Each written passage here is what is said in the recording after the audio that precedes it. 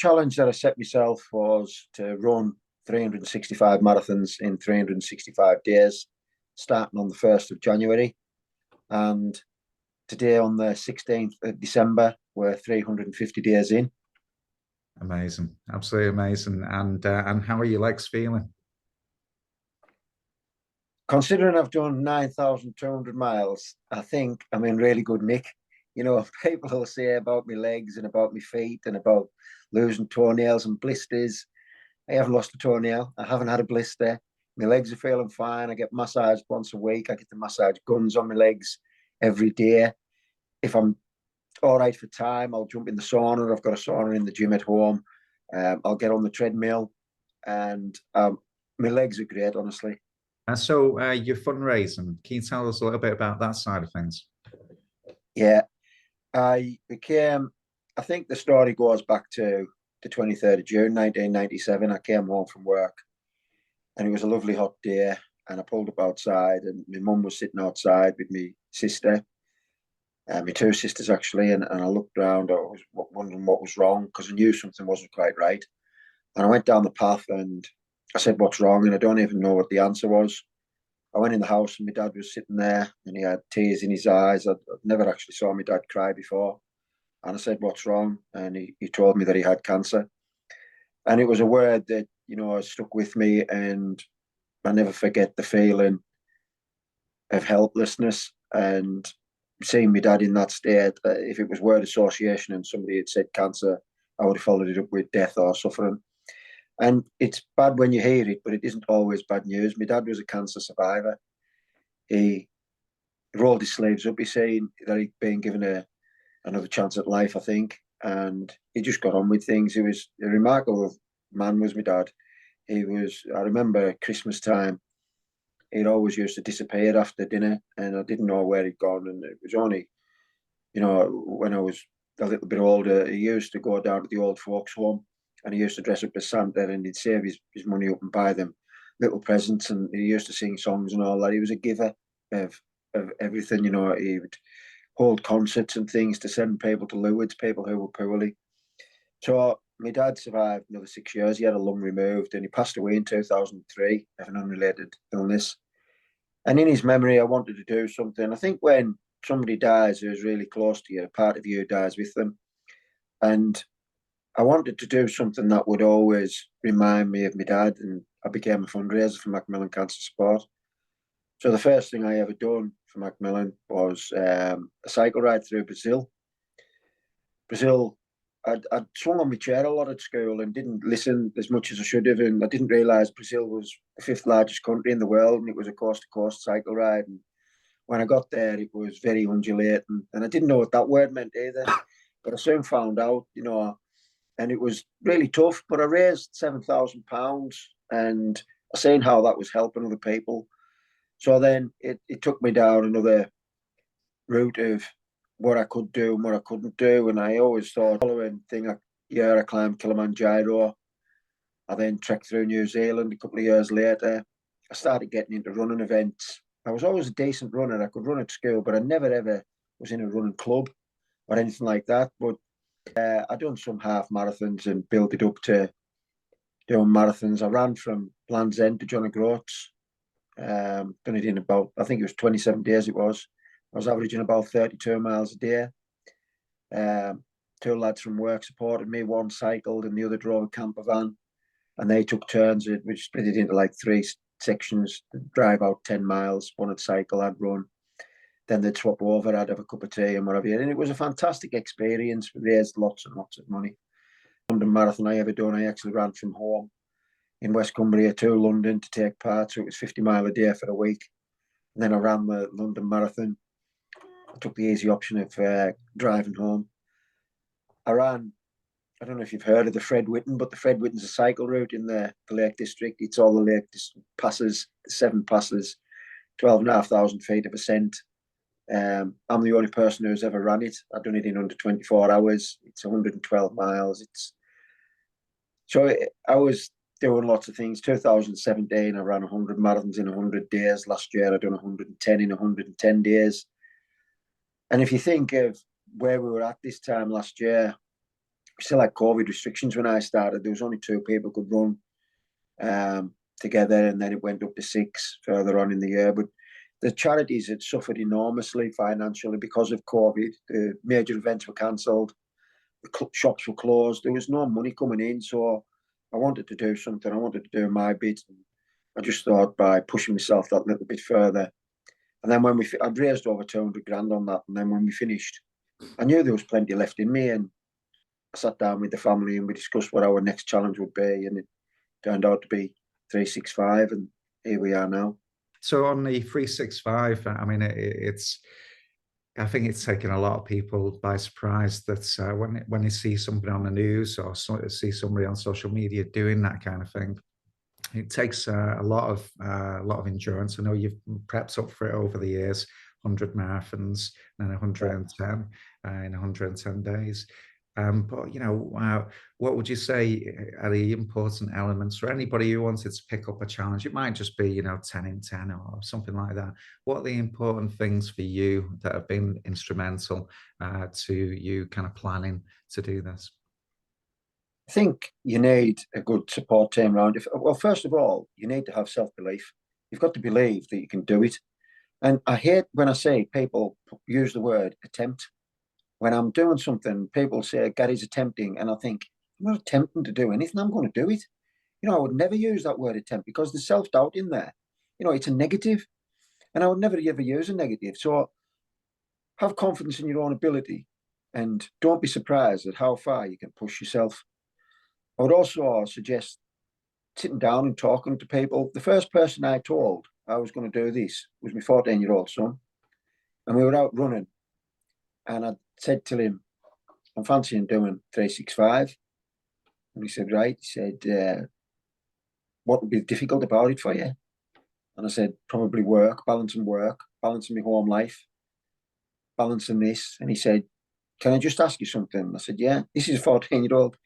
He said, can you do it? And I said, yeah. He said, well, it won't be difficult then. If you can do it, it won't be difficult. And I think that's what you've got to think. I can do it. And you're sort of modeling the way for other people. If I can do it, why can't somebody else? Yeah. I've got to juggle my time. I don't get a lot of time to do the small things that other people do. And I say the small things now as being big things because I don't have that much time to do them. I wouldn't say I've sacrificed anything because it's all on my terms. It's all being what I've chose to do.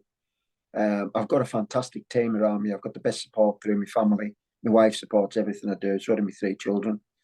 They get behind me. When I said I was doing what I was doing, our boy, who's the middle one, he said, I'll do 365 with you, Dad. And I said, I don't want it to upset what you're doing. I still want you to go on holiday. And Susan had said she would take them on holiday. So Board said, I'm not doing it. When he said he wasn't going, our Alfie, who was older, said, well, if he's not going, I'll bring my mate. And that's the difference in Bo and Alfie, So Board didn't go on holiday. He said to me, I'll stop, I'll do 365. So every day he does 10 mile on the spin bike. And at weekends, he's out on the bike doing a full marathon with me. He's done himself. He's only 15 now. He's done nearly 5,000 miles this year. Yeah. For a 15-year-old, that's incredible. Incredible. Yeah, absolutely. And you must be so proud. Oh, I am. But I say the children have seen me doing fundraising all their lives. And they think that that's just what we do as a family. That's what we do. During lockdown a couple of years ago, instead of doing the London Marathon because it was cancelled, we ran laps of our house around the garden, around the house for 12 hours. And between us, we racked up 108 miles. Our Minnie, who was only 7 at the time, she'd done 13 over the 12-hour period. Alfie done 27 and Bo done 26. I done 42. We raised £2,500 for the NHS, and our neighbours were out in the gardens encouraging us round the thing. It was the kids see what I've done and they just do their own stuff. Our boy, who was 10 at the time, started doing Run January. He hated the first day, absolutely hated it. The second day, he said, I'm getting used to all this. By the end of the month, he said, I'm carrying on. He ended up running for 501 consecutive days. He was 10 when he started. He was 11 when he finished, and he raised £35,000. He didn't want to finish, and he just took it. We used to go out and we'd run he'd done a minimum of 3 mile. It averaged after the 501 days, over 4 mile, 4.2, I think it was. But it was all on his terms. If he wanted to slow down or we stopped, we'd stop. You know, someday he got a new watch and he ended up doing 8 mile that day, testing his new watch out, you know, and he can run forever. He's absolutely fantastic. When I went to London a few weeks ago, he came with us and he's only 15-year-old, but he's knocking his 5Ks out in 18 minutes, 19 minutes. You know, he can put himself through it and he's a fantastic child. You must be, like say, so proud, and I think it really kind of comes back to you being the role model, and the parents being the role models, so Yeah, important, so important. definitely. You're setting that standard, and it's become ingrained, So Ray, hats off to you, so important, at that age as well. Yeah, it's giving them the building blocks that they need as a sound foundation to go on to do other things. I always think that I see people coming with me who previously were running 5Ks and they're knocking half marathons out and doing full marathons now. During these 365, I've had 138 people, different people, do a full marathon with me. Now, when you share that experience of somebody doing it for the first time, it is an experience. I've seen people leave my house with tears in their eyes because they didn't think that they would have a full marathon in them, and they have. You know, and it is incredible when you see somebody like that. And them skills that we develop on the route are transferable to everyday life, environment, or any other environment. It's all positives. You think to begin with you couldn't do something, and then you've cracked it. You can. You know, it's all just positive. There's nothing that you can't do if you put your mind to it. Yeah, like you say, it's transferable, and I think that's the beauty about running and ultra running and all of these things, really, whereby any kind of endurance, it makes us stronger, and Yeah. for facing any challenge and I think it kind of gives us that it allows us to kind of deal with the pain, of Yeah. other parts of our lives, doesn't it, to some extent? Yeah, definitely. Um, During the 365 so far, 350 Yeah. um, 350 today, yeah. times where it was kind of getting into your mind, and you were having some hard days. Was there any of those times, and what kind of pushed you through it? Was it the support? There's never been a day where I've thought I've bit off more than I can chew. There's never been a day where I've got up and I've thought, oh, I can't bother today. It's quite the opposite. I get up and I don't know who's outside. I don't know who's running with me today. And it's a bit of an excitement to see when you open the front door who's actually out there. I think when you consider, and it was probably set up from the start. On January the 1st, it was 14 degrees. It was the hottest 1st of January on record in the UK. Then we had the hottest day in the UK, 40 degrees in some parts of the country. I ran in 32. A couple of days ago, I was running in -8. You know, it's the contrasting, massively contrasting differences. On my Strava, there's a guy, when I put my number on, there's a guy puts a fact about that number. So on 343, the fact was that for the first 6 months of the year, my average marathon time was 3:43. That's what it was. And So he it's kind of broke like that down. it's like a little words of wisdom as soon as you kind of put it on, something to look forward to. Absolutely. So people actually waiting on me finishing my run, uploading it, and him putting his fact of the day about. So he went through the first 6 months, and the quickest I'd done was 3:24, and the slowest was just under 4 hours. But I remember day 250, I ran. It was just under 5 hours. I'd had a hamstring massive problem. I'd noticed over the week I was slowing down and I was starting to limp. I went to see my physio. He said it was hamstring tendonitis. I have a doctor who runs with me. He banged a cortisone in. It didn't work. I was limping. It was as if I was running with a dead leg. And at the time, I was going into work on the morning shift and coming home and running when I'd finished. So I was up at 4 o'clock in the morning, getting home at 2 o'clock and running at 3. You know, so it was a full day before I'd started.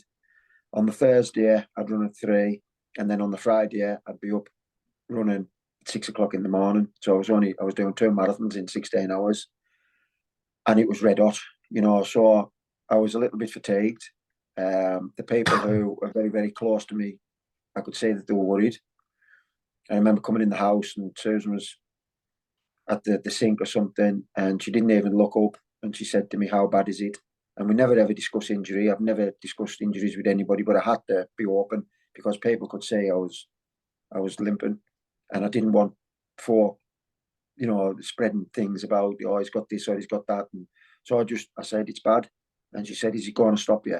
I said, no, nothing's going to stop me. So then I phoned my physio up and I said to him, I need you to have a look at me. I said, but I need 100% discretion on it. He said, you've got that, Gary, come and see me. So I went down and he fettled me up, he sorted me out.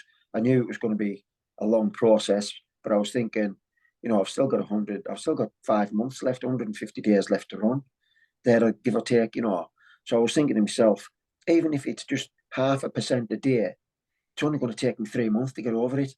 And that 3 months with somebody would be 3 days and they'd give in. And I couldn't give in because I would be letting people down. And I'm not going to let anybody down. I always say to people, think about what you're going through and think about the people who you're raising funds and what they're going through. Mine's just nothing. It's nothing in comparison. So I got through it. It was a dark time. Somebody actually put on my Strava, all your runs have been done in under 4 hours. It's now taking you nearly 5. Can you just not do it? And he got absolutely slaughtered. Other people were saying, can you do it? Can you do it? People defend you and they think they know you better than they do and they're following you all over the world, but they build up this relationship in their own head with the marathon runner and this, that, and the other. And I tried my best to just be polite in my answer. I just said it isn't easy. Try doing it yourself or something. But it did improve. It's a lot better now. I'll get it sorted out when I finish. But there's never been a day when I've thought this is too much. Quite the opposite. If I wasn't going to work, I think I could run forever. To be honest with you, I could just keep going. Really inspiring what you're doing, and I've seen a lot of people just, so yeah. But I get that, it's just that one person who says something and it sticks in your mind over and above everybody else that's giving you those kind of supportive messages. You're 350 days in, And so that really says some message, really, doesn't it? And I bet you can't wait for a Guinness as well, a proper Guinness.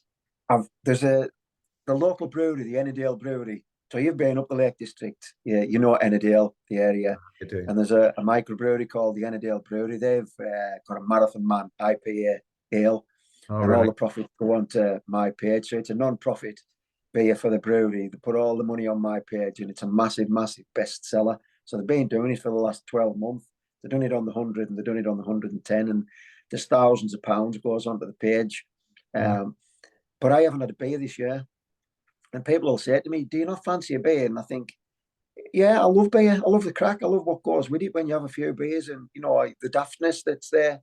But when you look at, when you're doing something for a year, you need to be motivated to get you up every morning and put one foot in front of the other and keep doing it through the difficult times, because there's always going to be difficult times. There's going to be curveballs.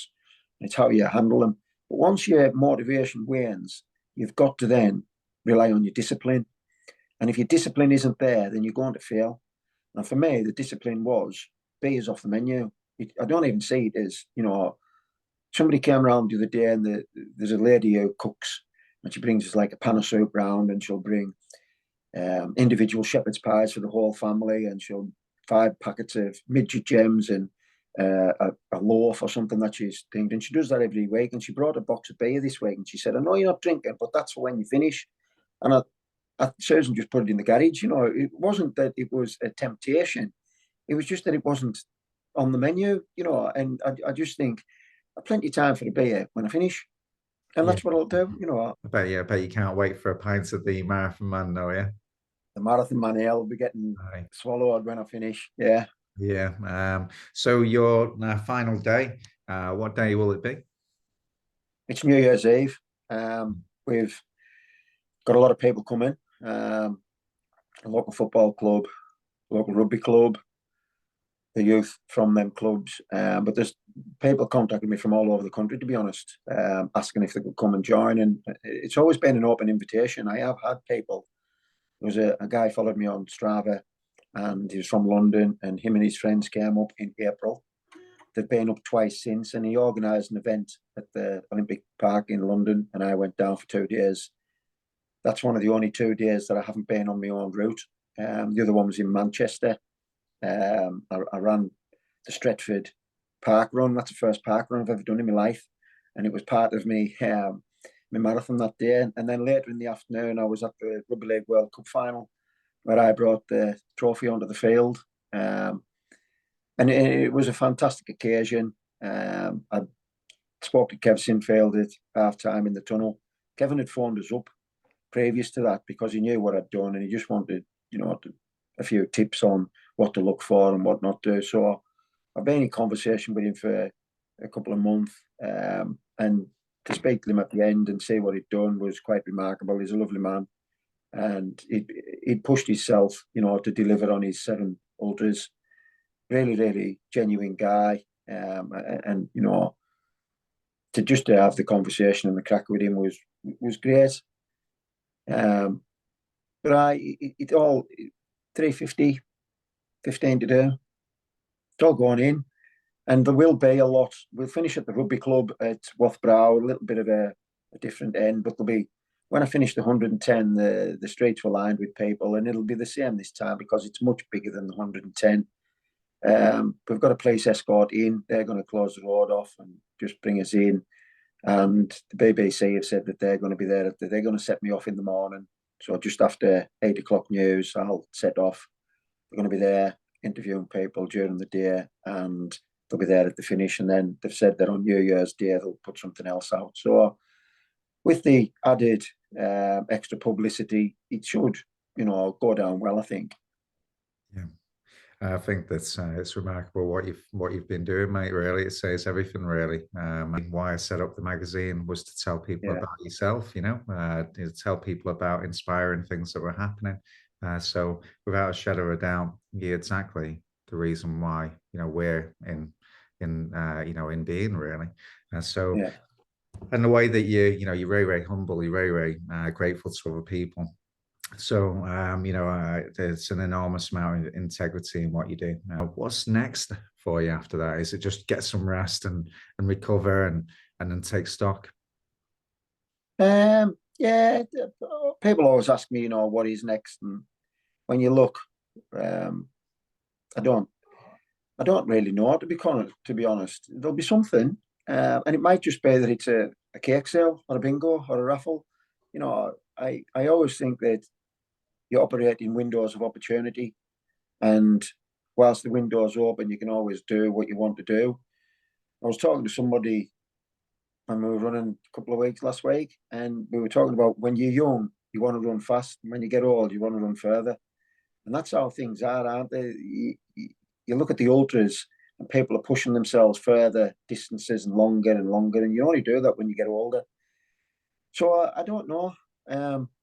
There will be something. There definitely will, and I just can't put my finger on what that looks like at the moment. I've got to focus on the next 15 days. They're as important as the last 350.